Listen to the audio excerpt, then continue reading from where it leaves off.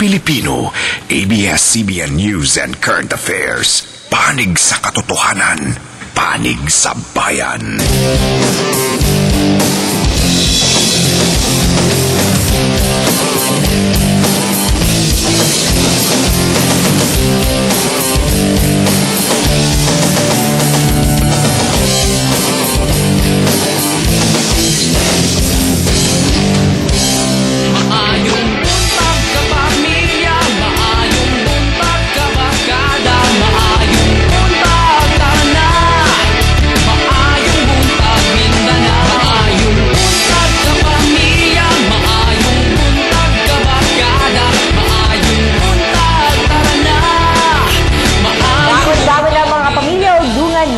Gato ng ating Thursday morning. Ugusa ka, Maayong Buntag, Mindanao! Mga kapamilya ka rin, October 17, no?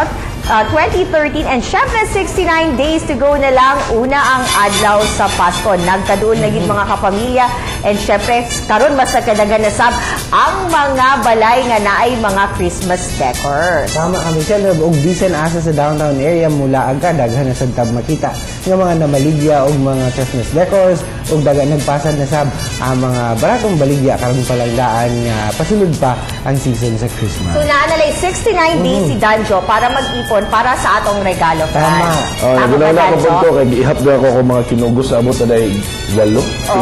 Sige lang, 8. Siyam. Napulo. And speaking of Christmas, mga kapamilya, kung kamo naka-decorate na sa inyong mga balay, syempre, ibida na ninyo, pwede nyong kuhaan og mga litrato og i-post na sa ating Facebook fan page sa Maayong Buntag, Mindanao. Don't forget, ibutang ninyo ang description o kung ngano po ganahan kayo mo panahon sa Christmas season. Pero sugdanta ang atong adlaw mga kapamilya sama sa atong naandan dagang good news ang atong giandam din sa Maayong Buntag, Mindanao. Sama na lang sa paghatag og ayuda sa Pag-ibig Fund para sa mga miyembro niini nga naapektuhan sa linog sa Bohol ug Cebu.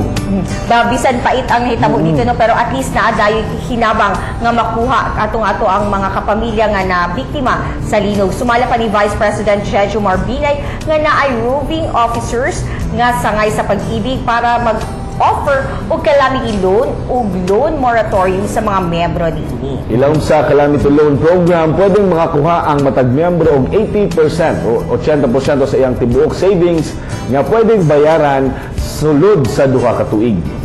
Nasa 3 ka bulan nga lugay sa mga miyembro sa pagbayad sa loan na naay 5.9% ang interest kada tuig. Para sa tulo ka bulang moratorium sa pagbayad sa housing loan, kinahanglan lang magsumiti og application for moratorium ang mga miyembro sulod sa 90 days o 90 dias nga giilawom sa state of calamity ang ilang lugar. At least, no, matabangan dayon na makarecover. Hilabi na kay daghan kaayo o mga pamilya sab nga nawadan or na-damage ang ilahang mga balay sa nahitabong no? Unya sa mga kapamilya, tagin sa News Patrol ang sitwasyon diya sa may Maribohok o sa Carmen nga sanggit na dito mismo si Hernel Tokmo sukad pa sa pagkahitabo sa linog sa miaging adlaw mga kapamilya. Ayan. Pero kini mga kapamilya, laing good news kay usa na sab ka batang Pinoy ang nagpakita sa iyang talento o gibida kini sa Belgium's Got Talent human nagpakitang gilat sa pagsayaw o Gangnam Style. Sabi kami rin mag-sinayawan. Kamukha mo lang. Nakatuwa og standing ovation gikan sa duha ka hurado og libo-libong audience si Tristan Pangilinan. Nangayo karon og suporta ang amahan sa bata nga si Marshall Pangilinan sa mga Pinoy sa tibok Belgium ug Europe. Instant hit sab karon sa YouTube ang video ni Tristan. Unsa na lang kahapon ikaw pundan sa makita nila mo. Wala ko dali pa katong cover picture na ka nag-ana. Sabi na 200 likes na ba? 200 plus. Ayan, mga kapamilya, kung napod may gustong talent na gusto ninyo na ibida din sa May Buntag, Mindanao, pwede pa diyapat i-post lang ang inyong mga video sa ato ang fan page. Pero kani si Claude, kani ang multi-talented. Dapat wapili siya ka ng mga reality shows. Ikaw ba, Claude, unsang imong talent na masulti mo nga sigurado mapasok ka sa grand final? Pwede song and dance. Song and dance. Pero ginahulat na kung siya si Danjo usa bago ako ang ma-appeal. Tama. Murag tandem. Oo, anang level. Ayan. Good morning sa atong mga kapamilya. Ayan, mga kapamilya, dapat karong mga panahon na permitaan dambusa ania mga basic earthquake nila dapat atong mabalaan panahon sa tinglinog sa Ironat.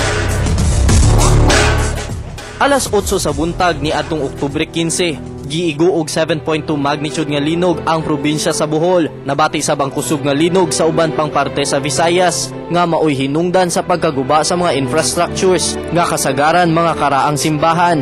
Nasinatay sab ang linog dinhi sa Davao City nga dunay magnitude 3. Busa among gipangutana ang pipila ka mga Davaoenyo kung unsa ang ilang buhaton kung pananglitang maglinog sa syudad. Dili lang ta magpanik, mangita tag safety nga lugar. Mo tago sa mangitag lugar nga kataguan kung nako sa balay sa ilalom sa lamisa. Mangita ko lugar nga safety siya. Nga murag tanaw nimo nga dili gyud siya mahugno. Sumala sa Emergency Response Unit volunteer nga si Mark Agravante. Importante nga kahibaluta sa mga basic earthquake drills aron makalikay sa mga disgrasya panahon sa linog. Kung naka sa panimalay, so mangita ka ng chairs,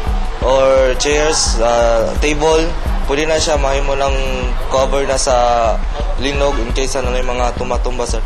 Una pa man ang linog, kinahanglang pirmi natong ginasiguro nga secured ug dili daling matumba ang mga gamit sa balay. Kinahanglan sab nga andam pirmi ang atong emergency kit. Then always bitbit ilang mga first aid kit like foods, mga betadines, mga in case na ano na sir sa mga endanger lang. Panahon sa linog, kinahanglang likayan ang pagkaratol.